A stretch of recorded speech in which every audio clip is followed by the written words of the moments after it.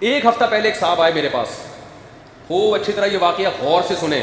خاص طور پہ وہ لوگ جو مذہب کو فالو نہیں کرتے، اپنے گھر کا ماحول مذہبی نہیں بناتے، ان لوگوں کے لیے یہ مجھے کہنے لگے میں نے اپنی بیٹی کو ایک بہت مہنگے اور ماڈرن اسکول میں ایڈمیشن کروایا، اسکول کا نام بھی میں بتا سکتا ہوں لیکن فائدہ نہیں ہے، خام خام اسکول والے میرے پیچھے پڑ جائیں گے، اور ایک اسکول ہو تو آدمی نام بھی لینا، درجنوں اسکول ہیں، میجورٹی تو اسی طرح کے اسکولوں کی ہے، بہت ماڈرن اسکول میں بھاری بھرکم فیسیں دے کے اپنی بیٹی کو میں نے پڑھایا، اسکول کو ایجوکیشن تھا، ماحول بہت لبرل قسم کا، کیونکہ آج کل لوگوں کے ذہن میں یہ بات بیٹھ گئی مذہبی اسکولوں میں پڑھائیں گے تو پڑھائی نہیں ہوگی، تو کہہ رہے ہیں نتیجہ یہ نکلا ہے کہ ہماری بچی کے بوائے فرینڈ ماشاءاللہ ہول سیل کے حساب سے، اور یہیں تک معاملہ نہیں تھا، راتیں گزار رہی ہے ان کے ساتھ، اور پینا پلانے کا شغف بھی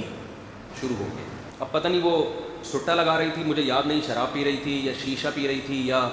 یہ شیشہ تو اللہ کا شکر ہے ہم نے کبھی دیکھا بھی نہیں کیسے پیتے ہیں، تو شیشہ تو دیکھنے کی چیز ہوتی ہے، اپنا منہ دیکھو، پیتے پتہ نہیں کیسے ہیں اس کو، سمت بانڈ بھی لوگ سونگ رہے ہیں، یہ ہیں ہم چائے سے بیزار آئے ہوئے ہیں یار۔ اور ادھر میں نے ایک ماہر نفسیات تھے امریکہ کے، ان سے کہا میں دوبارہ چائے چھوڑنا چاہتا ہوں، اچھی بلی چھوڑ دی تھی، خام خام ایک دوبارہ ٹینشن پال لی، انہوں نے کہا کیوں چھوڑنا چاہ رہے ہیں، میں نے کہا خام خا کی کوئی فائدہ تو ہے نہیں، انہوں نے کہا مفتی صاحب لوگ ہیروئن پی رہے ہیں، چرس پی رہے ہیں، گٹکے کھا رہے ہیں، اس ماحول میں چائے تو کم از کم چلتی، اتنا بھی نیک بننے کی کوشش نہ کرو۔ انہوں نے کہا کوئی اتنا بڑا نقصان نہیں ہوگا، ہم نے کہا ڈاکٹر ہی تھپکی لگا کے جا رہا ہے تو کیا کریں، خیر اچھی چیز نہیں ہے۔ تو اب وہ کہنے لگے کہ وہ بچی کیا کر رہی ہے، پینے پلانے سے بھی اس کو شوق، ظاہر ہے جب بچیوں کے بوائے فرینڈ بھی ہوں، پینا پلانا بھی ہو،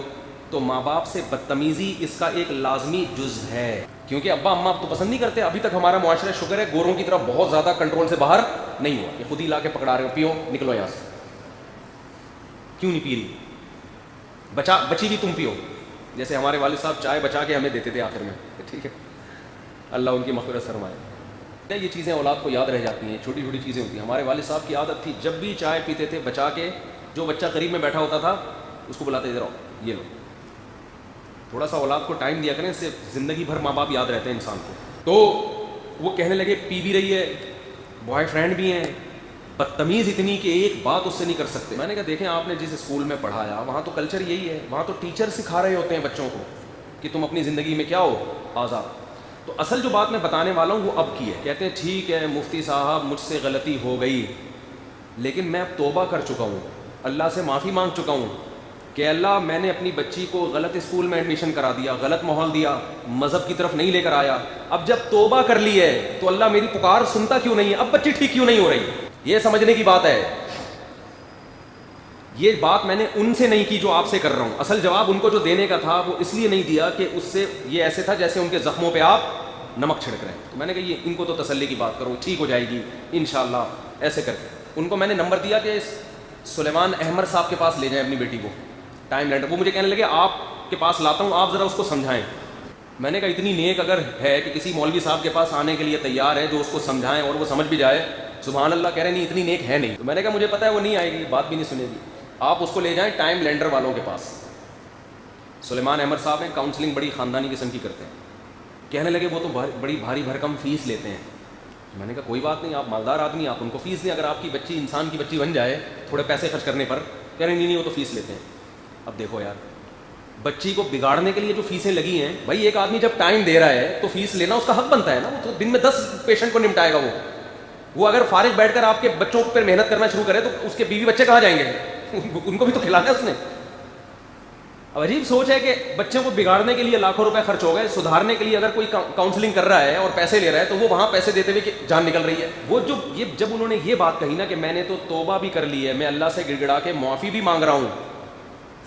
تو پھر یہ ٹھیک کیوں نہیں ہو رہی؟ پہلی بات تو یہ توبہ صحیح کی نہیں آپ نے، اگر کی ہوتی نا تو پیسوں کی وجہ سے بچی کا مستقبل داؤ پہ نہ لگاتے۔ آپ کہتے یار اگر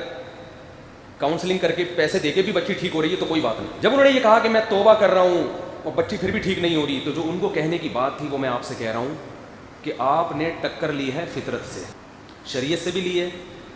اللہ سے لی، آپ توبہ کریں، اللہ کیا کر دے گا؟ معاف۔ اللہ کہے گا ٹھیک ہے میں نے یہ جرم معاف کیا، اب یہ بچی اگر جہنم میں بھی گئی آپ سے سوال نہیں ہوگا، اگرچہ بگاڑا آپ نے لیکن توبہ کر لی، اللہ آپ کے جرم کو کیا کرے گا؟ معاف۔ لیکن جو بگڑ گئی ہے نا اس کا سدھرنا بہت مشکل، اللہ سدھار دے تو الگ بات ہے۔ وجہ کیا ہے؟ گراؤنڈ ریئلٹی یہ کہتی ہے کہ آپ جیسا ماحول دیتے ہیں اولاد کو، ماحول ان کو ویسا ہی بناتا ہے. فطرت سے لڑو گے تو بھائی فطرت تو مارتی ہے، پھر انتقام لیتی ہے. اب صبر کے علاوہ آپ کے پاس کوئی آپشن نہیں ہے. آپ کوشش کریں تربیت کی، دعا کریں، ہم بھی دعا کرتے ہیں. نتیجے کی زیادہ امیدیں نہ لگائیں. نتیجہ کس پہ چھوڑ دیں؟ اللہ پہ. اللہ ٹھیک کر دے ٹھیک ہے، نہیں تو صبر کریں گے.